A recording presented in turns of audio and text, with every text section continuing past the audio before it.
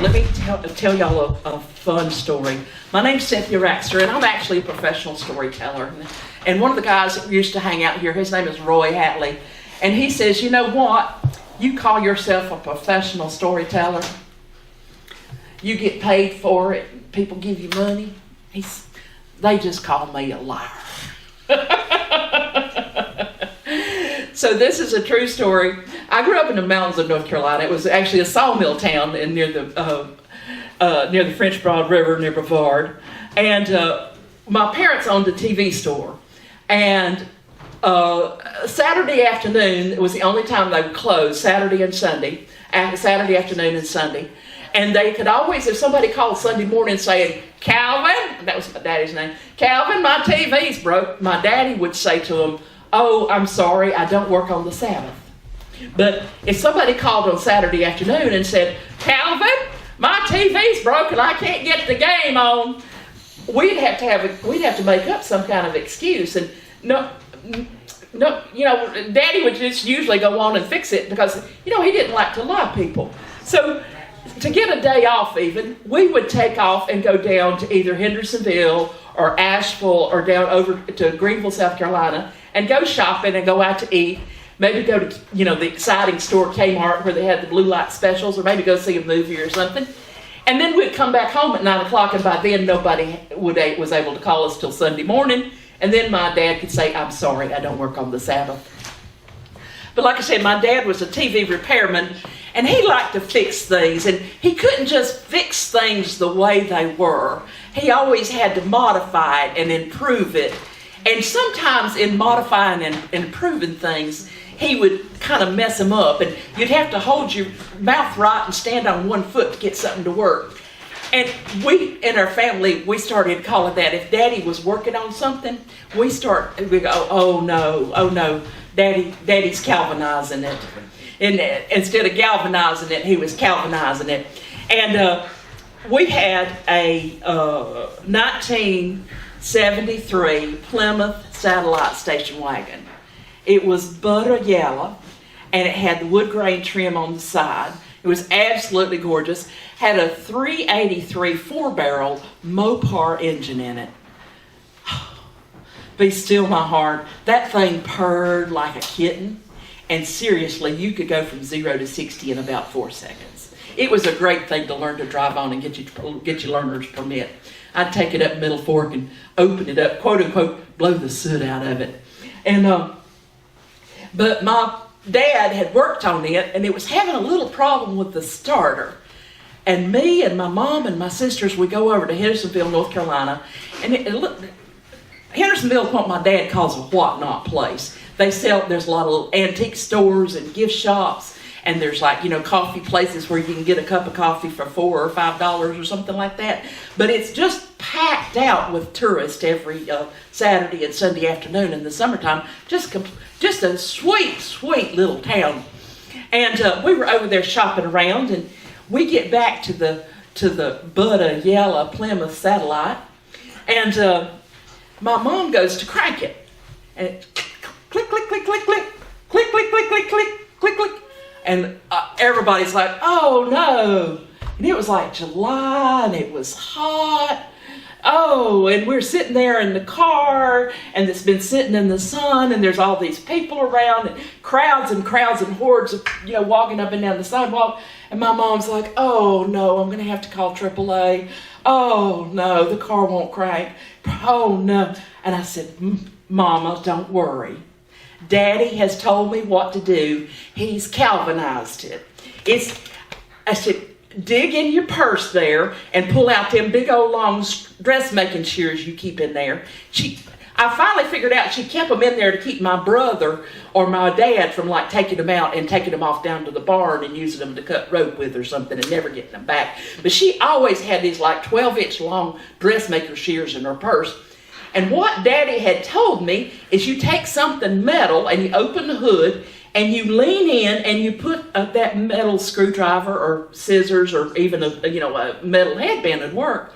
You'd put that across the 2 solenoid switches, and the spark would jump from one to the other, and the car would crank. So I said, so Mama handed me them both dressmaking shears, And I popped that hood up, and I was so proud of myself. I was 17 years old, and I had on a pink gingham check pantsuit. And this is back in the day when we wore pantsuits, and it was a buffalo check. It was real wide, pink and white checked pantsuit, and it had a white lace collar, and it had pearl buttons down the front. And I know y'all probably don't believe it, but from the time I was about 12 years old, I was very chesty, okay? And, but I was having to wear a bra that looked like Aunt Myrtle's. And so I climbed, and pop a hood on the car in the midst of all these tourists, and about 3 or 4 or 6 or 8 guys stopped and said, "Ma'am, can I help you? Can I help you?" And I'm hold up my dressmaker's shears, and I said, "Oh no, I got this. I know exactly what to do." And I leaned in that butter yellow over that butter Mopar engine, and I put them dressmaker shears on those solenoid switches, and I like lean out and around to my mama and say, "Go ahead, mama, crank her up." She turns the ignition, turns the key, and that 383 4-barrel Mopar engine comes to life and roars like a giant lion. Oh, it was awesome. It was awesome. I was so proud. Here I was, like, a liberated woman. I had on my pink buffalo check pantsuit. I was 17 years old, had long, beautiful brown hair, and there was maybe 25 people standing in front of me, most of them guys, and they had saw exactly what I'd done, and I had fixed a car without one of them with a pair of scissors. I slammed the hood of that car and stepped away, and when I stepped away, I didn't realize that the corner of my pink gingham check pantsuit top had got caught in the hood of the 1973 Satellite, butter yellow Satellite. And as I stepped back away from it, every single one of them pearl buttons popped open. And there I was standing on the street of Hendersonville with my maiden form bra for all to see, with a white cotton bra. It's not like the little fancy Victoria's Secret bras we now. It looked like 2 Titan rockets up on the top of a NASA, Apollo mission. There's 2 pointy, white, gigantic Titan rockets right there. Right. And I'm 17. I mean, if that happened to me now, I would be embarrassed, but I would just laugh, and there's nothing you can do about it. But I'm 17, and here I am exposing my breastises to all of Hendersonville. Well, the other problem was my back was like to the car, and Mama was right back here in the driver's seat, and she couldn't. My sisters were in the car. I have 4 younger sisters, and they were all in the passenger seat and the driver's seat and the back seat, and they couldn't see me. They did not know that I was exposing myself to all of Hendersonville. And I'm yanking on my corner of my pantsuit going, "Mama, pop a hood, Mama, pop a hood." And Mama's leaning out of the window and hollering at me, "Come on, Cindy, it's hot. Get in the car. Stop talking to those people. Come on, get in. We've done cracked the car. Stop yakking at people and get in here. We gotta go. We gotta get down to K&W cafeteria and get us something to eat." And I'm yanking. "Mama, open the hood." I don't need to open the hood. The car's already cranked. She revved up the engine 2 or 3 times so I could hear it. And every single person in front of me was laughing and laughing and laughing. And finally, my sister Amy hollered out, "Sandy, come on, get in the car. We're about to burn up." And I took every bit of force that I had, and I didn't want to tear my pantsuit. I grabbed a hold of the corner of that thing, and I yanked it with everything I had. And everybody in the street in Hendersonville, they was laughing. They was falling over. That's just about falling down. They was laughing so hard.